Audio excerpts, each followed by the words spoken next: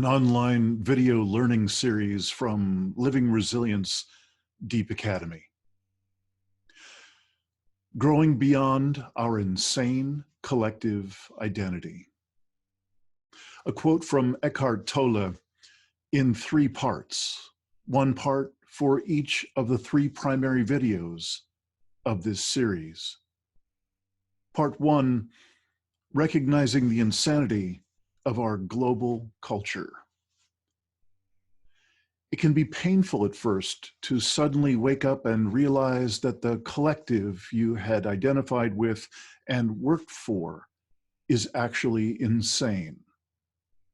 Some people at that point become cynical or bitter and henceforth deny all values, all worth. Hey there. This is level 1 of 3 of this series on hope. And this is actually the second part of the first level of this series on hope. And in this particular one, we are starting at the level of a pretty low level of hope because there's very little to be concerned about.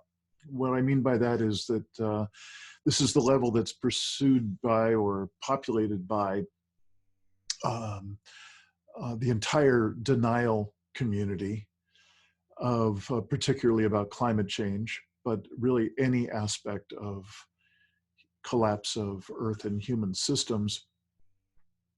And it's also the area of the level upon which folks who are in what I would call willful ignorance level of engagement with climate and other aspects of collapse. This is where these folks hang out. And at this level, we're addressing the awareness of average citizens in 2 of the larger developed countries of the world, and a bit about their politicians and their media coverage of climate change, and certainly the absolute lack of media coverage of any aspect of collapse of Earth and human systems. This is an exploration of really the bottom line of how the collective narrative about particularly climate change in this case is controlled at the level of corporations and of government and of course of media. So we'll be watching 2 clips, one with a conversation between climate scientist Michael Mann from Pennsylvania here in the States and Australian Senator Jim Mullen. They're on a TV chat show called Q&A in Australia during Mann's recent trip there. And the second clip will be a different kind of Q&A, a different program entirely in Russia, with Vladimir Putin being asked questions by a couple of different foreign journalists, which is often his wont. Is he'll set up a panel in which he's the only one responding to questions, and he'll carefully choose which foreign journalist he might have read off the carefully scripted questions. In the conversation between Mann and the Australian senator, please watch for the bold expressions of a reluctance of all the Australians to really consider Mann's points. It's an interesting dance that you're going to see between the audience really going wild with the irony expressed by this Australian senator. But just moments later, they take some offense at some of Mann's assertions about their politics, about their orientation against science, and also his comments in severe criticism of what he calls the Murdoch media, which of course is even more potent in Australia than it is here in the States. I'd also like you to watch for the utter obviousness of the corrupt nature of Aussie politics and how even the audience takes offense at being confronted with the corruption of their government policies, the cynical media, and their fragile addiction to their collective whiteness and privilege. Now, you probably have noticed that I'm not including any clips about the USA. For all that there is to see in these two examples from these two other countries, Australia and Russia, what I can say about the USA is that they're not brave enough to have anywhere near this bold a conversation as with either the panel discussion from Australia or even the carefully crafted supposed press briefing that we'll see from Vladimir Putin. We don't see that in the United States because all of these cynical operations and control of narrative are happening behind the scenes. So that's a whole nother, that'll be the content and focus of a number of other learning series in this Deep Academy offering. But for now, let's see what we can learn about ourselves by looking into the rather distorted mirror that is Australia and Russia. I wish I could say it's just a new normal. In other words, we just have to figure out how to cope with the conditions that now exist. Unfortunately, it's worse than that. A new normal is if we act on this problem, if we bring down carbon emissions dramatically, and that means Australia working with all the other nations of the world to accomplish that, and this is one of the themes that's emerged tonight, the importance of cooperation, people working together and living sustainably on the land. We need to work together to live sustainably on this planet, and Australia plays a critical role in doing that. If we act, if we bring our carbon emissions down by a factor of 2 within the next 10 years, which we can do if all partners work together, then we can avoid the worst impacts of climate change. We're still going to have to deal with elevated risk, and we're going to have to use all the tools available to us when it comes to adaptation and when it comes to increased resiliency. We're going to need to draw on all those tools, but we can prevent it from getting worse. On the other hand, if we don't act now, look, Australia, this is a message to the rest of the world. Climate change has arrived. Dangerous climate change has arrived now. How bad are we willing to let it get? And yes. Can I just ask you, though, before we move on to address this question, because politically there is contest over this, which is the link between what we are seeing right now and climate change. What is your scientific view? My view is the view of the world scientific community, every scientific institution in the world that's weighed in on this matter. Climate change is real, it's human-caused, it's already leading to disastrous impacts here in Australia and around the rest of the world, and it will get much worse if we don't act. Jim Molan, do you accept that scientific view? I certainly accept that the climate is changing. It has changed and it will change. And what it's producing is hotter and drier weather and a hotter and drier country. And what's causing that? As to whether it is human-induced climate change is... Thank you. As to whether it is human-induced climate change, my mind is open. But this is... Come on, we could... Let's just... This is not the key question. The key question is, what are you going to do about it? I'm sorry, Senator, but that was my question. Yeah. Is what you think is causing it. Why is your mind open?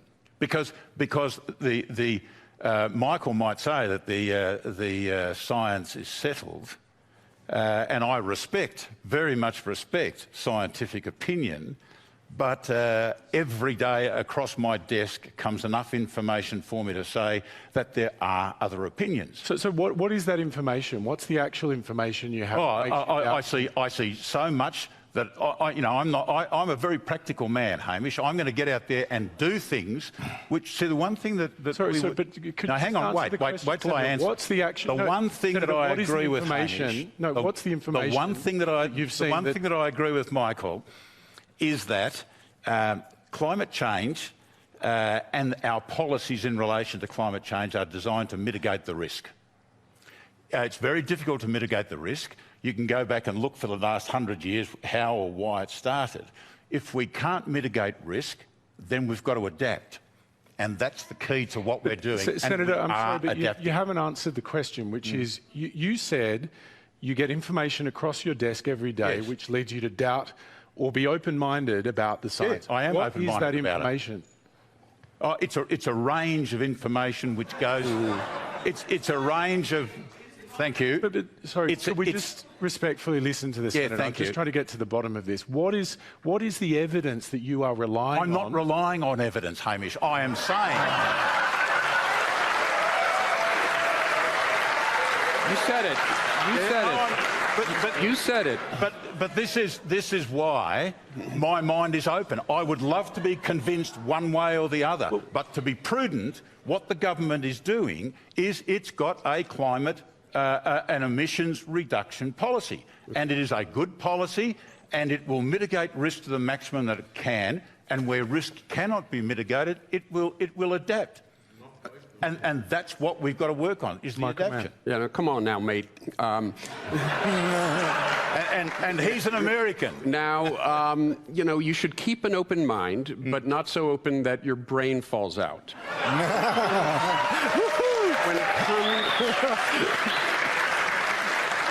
When it comes to this issue, when it comes to human-caused climate change, it's literally the consensus of the world's scientists that it's caused by human activity. Now, you sometimes hear the talking point from contrarians, from the Murdoch media, Michael, maybe it's natural. Natural factors would be pushing us in the opposite direction right now. Let's try not to make this personal. Absolutely. Yep. And we're into name-calling already, Michael. Well done.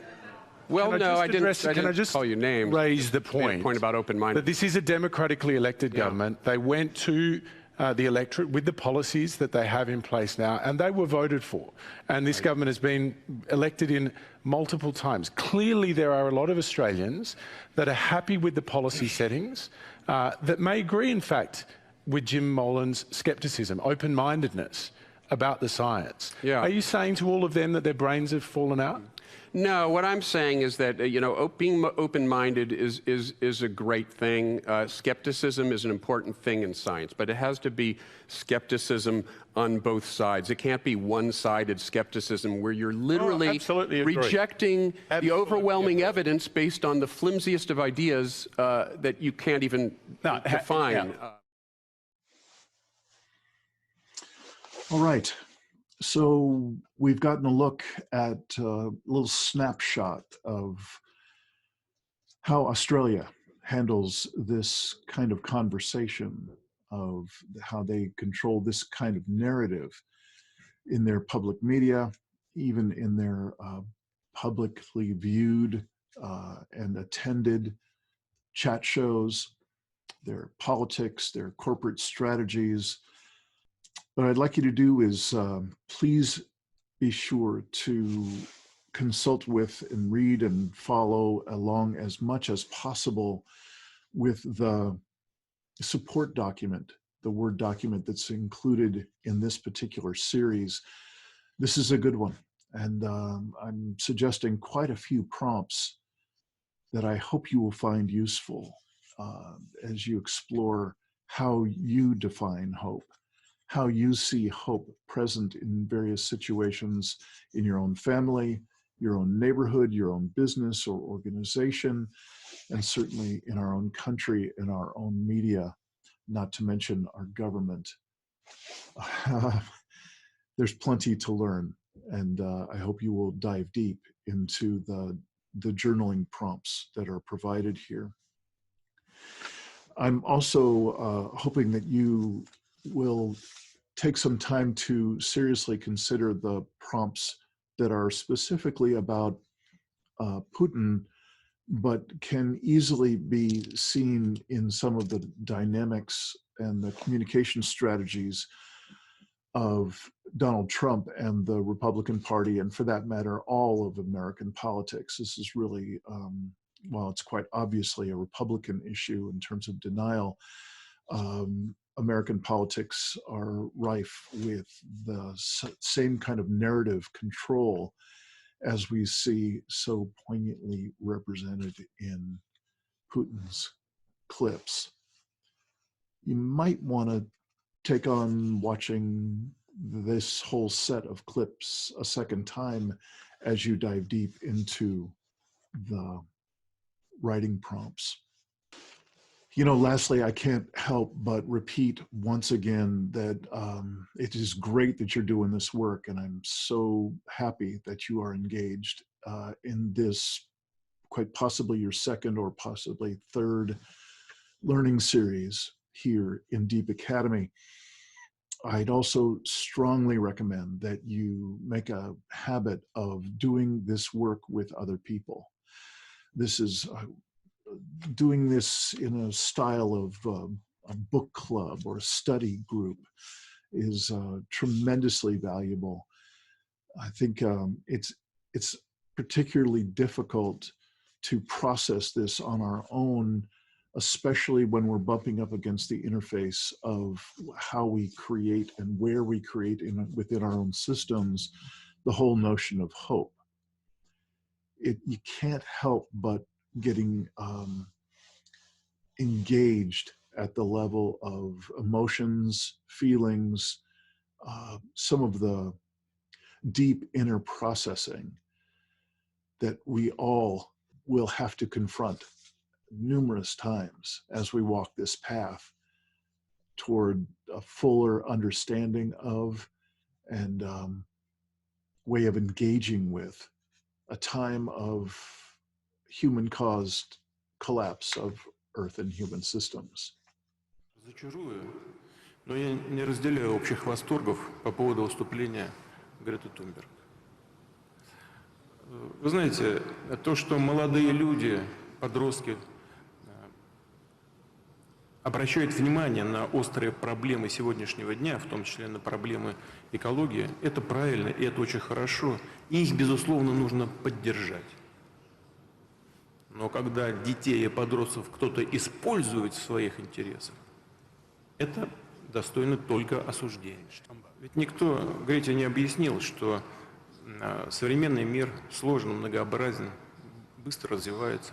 И люди в Африке, либо во многих азиатских странах хотят жить на таком же уровне достатка, как и в Швеции. А как это сделать? Заставить их использовать сегодня энергию Солнца, которой в Африке достаточно? Кто-нибудь объяснил, что это стоит? Но на сегодняшний день это доступная технология для развивающихся экономик и развивающихся стран.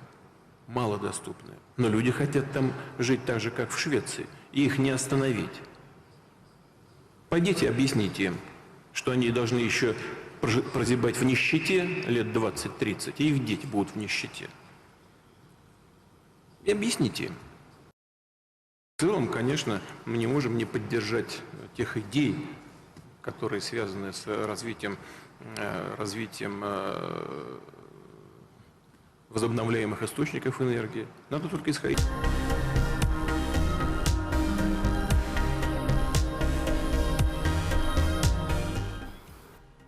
Do you want to use this opportunity to clearly state that Russia isn't doing that? Вы знаете, то, что молодые люди, подростки, обращают внимание на острые проблемы сегодняшнего дня, в том числе на проблемы экологии, это правильно и это очень хорошо, и их, безусловно, нужно поддержать. Но когда детей и подростков кто-то использует в своих интересах, это достойно только осуждения.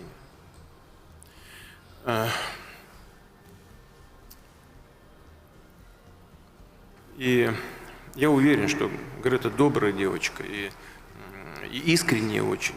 Но взрослые должны сделать все, чтобы ну, не заводить подростков и детей в какие-то крайние ситуации.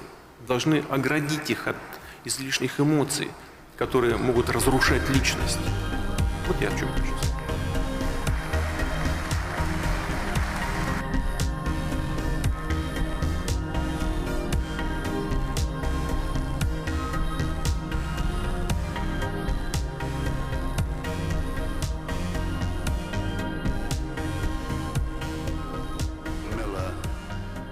Alleged attempting to influence the 2020 elections in the United States.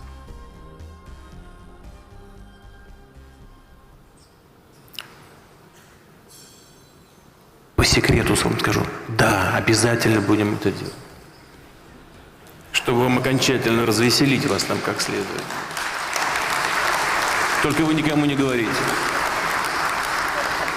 Ладно?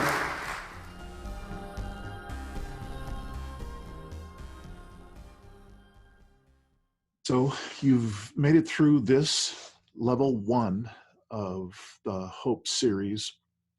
And if this was a tour through the rather cynical world of climate change denial and willful ignorance and government and corporate control of the narrative and so on, level 2, which you're about to approach, will be an exploration of our collective lack of agency or ability to interact meaningfully with the world around us, and our willingness to stand, our lack of willingness to stand for truth and real change at scale. For instance, for the past 30 years of nothing but increase in the desperate condition of climate change around the world.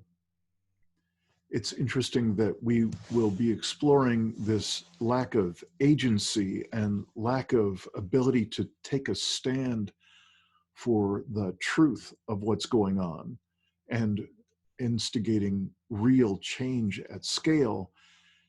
And it appears that we've been doing that all the while fiercely holding on to our flimsy version of hope, and using that flimsy version of hope as a bludgeon with which we can attack even our closest allies. We're going into the next level of definition and engagement with hope.